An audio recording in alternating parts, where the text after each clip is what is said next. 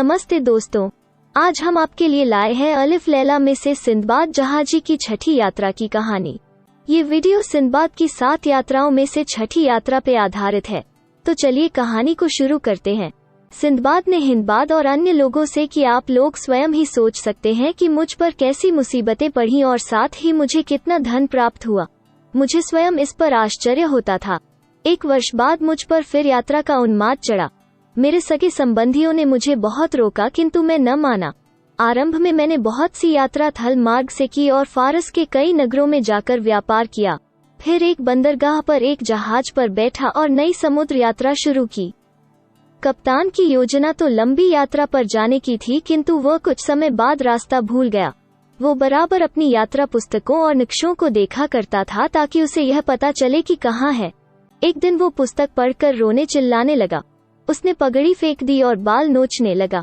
हमने पूछा कि तुम्हें यह क्या हो गया है, तो उसने कुछ देर में बताया कि यहाँ एक समुद्री धारा हमें एक ओर ले जाती है। वो हमें एक तट पर ऐसा पटकेगी कि हमारा जहाज टूट जाएगा और हम सब उसी तट पर मर जाएंगे। यह कहकर उसने जहाज के पाल उतरवा दिए। उससे कुछ न हुआ। धारा के वेग से उछलकर जहाज पहाड़ी से टकराया और शीशे की तरह बिखर गया। चूंकि तट ही पर यह हुआ था, इसीलिए हम लोग खाद्य सामग्री और अन्य सामान किनारे पर ले आए। कप्तान ने कहा, भाग्य पर किसी का वश नहीं है। अब हम सब लोग एक दूसरे के गले लगकर रो लें और अपनी अपनी कब्रें खोद लें, क्योंकि यहाँ से कोई बचकर नहीं गया है। यह सुनकर हम लोग एक दूसरे के गले लगकर रोने लगे, क्योंकि हमने देखा कि किनारे पर दूर दूर तक जहाजों के टुकड़े और मानव कंकाल बिखरे पड़े थे। मालूम होता था कि हजारों यात्री वहां आकर मर गए हैं। चारों ओर उनके व्यापार की वस्तुएं बिखरी पड़ी थीं। उस पहाड़ पर बिल्लौर और लाल की खदान थी। पास ही कई नदियां एक स्थान पर मिलकर एक गुफा के अंदर जाती थीं। उस पहाड़ से राल टपक कर समुद्र में गिरती थी और मछलियां उसे खाकर कुछ समय बाद उसे उगल देती थीं। वही अभ्रक बन जाती थी। उस अभ्रक के ढेर भी वहां थे। समुद्र में समुद्री धारा से बचना इसीलिए असंभव था कि पहाड़ की ऊंचाई के कारण जहाजों को विपरीत दिशा में खींच ले जाने वाली तेज हवा रुक जाती थी। पहाड़ इतना ऊंचा था कि उस पर चढ़कर दूसरी ओर जा निकलना भी असंभव था। हम लोग अपने दुर्भाग्य पर रोते रहे और अपनी मृत्यु की प्रतीक्षा करते रहे। जहाज पर से लाया हुआ खाना हमने बराबर बांट लिया। हम में से जो भी मरता, बाकी लोग कब्र खोदकर उसे दफन कर देते थे। मैं ही सबसे अधिक मुर्दे गाड़ा करता और उनका बचा हुआ भोजन ले लेता। इस प्रकार मेरे पास खाद्य सामग्री काफी हो गई। धीरे धीरे मेरे सभी साथी मर गए। अकेला रह जाने के कारण मैं और भी दुखी हुआ। मैंने भी अपनी कब्र खोद ली ताकि मरने का समय आए तो उसमें जा लेटूं। मैं रात दिन अपने को धिक्कारता था कि घर पर इतना सुख का जीवन छोड़कर यहाँ मंदगामी मौत मरने के लिए क्यों आया। किंतु पछताने से क्या होना था। भगवान की दया से एक रात अचानक एक विचार मेरे मन में आया। मैंने सोचा कि नदियां मिलकर एक बड़ी नदी के रूप में जब खोह के अंदर बहती ही जाती हैं, तो खोह के बाद कहीं और निकलती भी होंगी। इसीलिए मैंने सोचा कि किसी तरह इस नदी के सहारे ही किसी देश में जा निकलूं। किनारे पर बीसियों जहाज टूटे पड़े थे। मैंने तख्तों को जोड़ जाड़ कर एक नाव बनाई। मैंने सोचा कि किनारे पर तो मरना निश्चित ही है। नदी में जाने पर भी अधिक से अधिक मौत ही होगी और हो सकता है कि बच ही जाऊं। बचने की आशा में मैंने नाव पर खाद्य सामग्री के अलावा वहां पड़े हुए असंख्य रत्नों और मृत यात्रियों के बिखरे हुए सामान की बहुमूल्य वस्तुओं में से चुन चुनकर चीजें जमा की और उनकी कई गठरियां बनाई। नाव को नदी के किनारे लाकर मैंने उसके दोनों ओर गठरियां रखी ताकि नाव बहुत हल्की भी न रहे और संतुलित भी रहे। यह करने के बाद मैंने डांड संभाली और ईश्वर का नाम लेकर नदी में नाव छोड़ दी। नाव गुफा में गई तो बिल्कुल अंधेरे में आ गई। मुझे दिखाई न देता था। नाव को कभी धारा पर छोड़कर सुस्ताने लगता, कभी खेने लगता। कहीं कहीं गुफा की छत इतनी नीचे थी कि मेरे सिर पर टकराती थी। अपने पास जो मैंने रख लिया था उसमें से बहुत थोड़ा थोड़ा खाता था ताकि जीवित भर रह सकूं। कुछ समय के बाद मुझ पर निद्रा का ऐसा प्रकोप हुआ कि मैं सो गया तो घंटों तक सोता रहा। जब जागा तो देखा कि नाव खुले में नगर के समीप नदी के तट पर बंधी हुई है। मैंने देखा कि मेरे चारों ओर बहुत से श्याम वर्ण लोग हैं। मैंने इन्हें सलाम करके उनका हाल चाल पूछा। उन्होंने उत्तर में कुछ कहा, किंतु मैं उसे बिल्कुल न समझ सका। खैर, आदमियों के बीच पहुंचकर मुझे बड़ी प्रसन्नता हुई और मैंने ऊंचे स्वर में अपनी भाषा अरबी में भगवान को धन्यवाद दिया और कहा कि भगवान क्षण क्षण पर मनुष्य की सहायता करता है और मनुष्य को चाहिए कि उसकी अनुकंपा से निराश न हो और मुझे भी उचित है कि आंख बंद करके स्वयं भगवान के सहारे छोड़ दूं। उन लोगों में से एक को अरबी भाषा आती थी। मेरी बातें सुनकर वो मेरे पास आया और कहने लगा, तुम हम लोगों को देखकर चिंता न करो, हम लोग इस क्षेत्र के वासी हैं। हम यहाँ नदी से अपने खेतों में पानी देने के लिए आते हैं। आज नदी में पानी कम आ रहा था, जैसे धारा को कोई चीज रोके हुए हो। हमने आगे जाकर देखा तो एक मोड़ पर तुम्हारी नाव टेढ़ी होकर अटकी थी, जिससे पानी धारा में आना कम हो गया था। हम में से एक व्यक्ति तैर कर गया और तुम्हारी नाव को उसने फिर सीधा करके धारा में डाला। फिर हमने तुम्हारी नाव यहाँ बांध दी। अब तुम बताओ कि कौन हो और कहाँ से आए हो। मैंने उससे कहा कि मेरी भूख से जान निकली जा रही है, पहले कुछ खाने को दो। उन लोगों ने कई तरह की खाने की चीजें दी। फिर मैंने आरंभ से अंत तक अपना हाल उन्हें बताया। उन लोगों को यह सुनकर बड़ा आश्चर्य हुआ। उन्होंने कहा कि हम तुम्हें अपने बादशाह के पास ले जाएंगे, वहां तुम उन्हें अपना हाल सुनाना। मैंने कहा, मैं इसके लिए तैयार हूँ।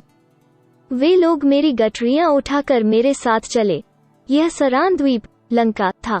मैंने राज दरबार में प्रवेश किया और सिंहासन पर बैठे राजा को देखकर हिंदुओं की प्रथानुसार उसे प्रणाम किया और उसके सिंहासन को चूमा। बादशाह ने पूछा, तू कौन है? मैंने कहा, मेरा नाम सिंदबाद जहाजी है, मैं बगदाद नगर का निवासी हूँ। उसने कहा, तू कहाँ जा रहा है और मेरे राज्य में कैसे आया? मैंने उसे अपनी यात्रा का वृतांत आद्योपांत बताया। उसे यह सुनकर बड़ा आश्चर्य हुआ। उसने आज्ञा दी कि सिंदबाद के जीवन का वृतांत लिख लिया जाए, बल्कि सोने के पानी से लिखा जाए, ताकि यह हमारे यहाँ के इतिहास की तथा अन्य ज्ञानवर्धक पुस्तकों में भी जगह पर सके। उसने मेरी गठरियां खोलने की आज्ञा दी। उनमें के बहुमूल्य रत्नों तथा चंदनादि अन्य वस्तुओं को देखकर उसे और भी आश्चर्य हुआ। मैंने कहा, महाराजाधिराज, यह सब आप ही का है। आप इसमें से जितना चाहें ले लें, बल्कि सब कुछ लेना चाहें तो वो भी करें। उसने मुस्कुराकर उत्तर दिया, नहीं, यह सब तेरा है, हम इसमें से कुछ नहीं लेंगे। फिर उसने आज्ञा दी कि इस मनुष्य को इसके माल असबाब के साथ एक अच्छे घर में ठहराओ, इसकी सेवा के लिए अनुचर रखो और हर प्रकार इसकी सुख सुविधा का ख्याल रखो। उसके सेवकों ने ऐसा ही किया और मुझे एक शानदार मकान में ले जाकर उतारा। मैं रोज राज दरबार जाया करता था और वहां से छुट्टी मिलने पर इधर उधर घूम फिर कर राज्य की देखने योग्य चीजें देखा करता था। सरान द्वीप भूमध्य रेखा के किंचित दक्षिण में है, इसीलिए वहां सदैव ही दिन और रात बराबर होते हैं। उस द्वीप की लंबाई 40 कोस है और इतनी ही उसकी चौड़ाई है। राजधानी के चारों ओर ऊंचे ऊंचे पहाड़ हैं। वहां से समुद्र तक 3 दिन की राह पर है। वहां लाल, मणि तथा अन्य रत्नों की कई खानें हैं और वहां कोरन नामी पत्थर भी पाया जाता है, जिससे हीरों और अन्य रत्नों को काटते और तराशते हैं। वहां नारियल के तथा अन्य कई फलों के वृक्ष भी बहुतायत से हैं। वहां के समुद्र में मोती भी बहुत मिलते हैं। हजरत आदम, जो कुरान और बाइबल के अनुसार मनुष्यों के आदि पुरुष हैं, जब स्वर्ग से उतारे गए थे तो इसी द्वीप के एक पहाड़ पर लाए गए थे।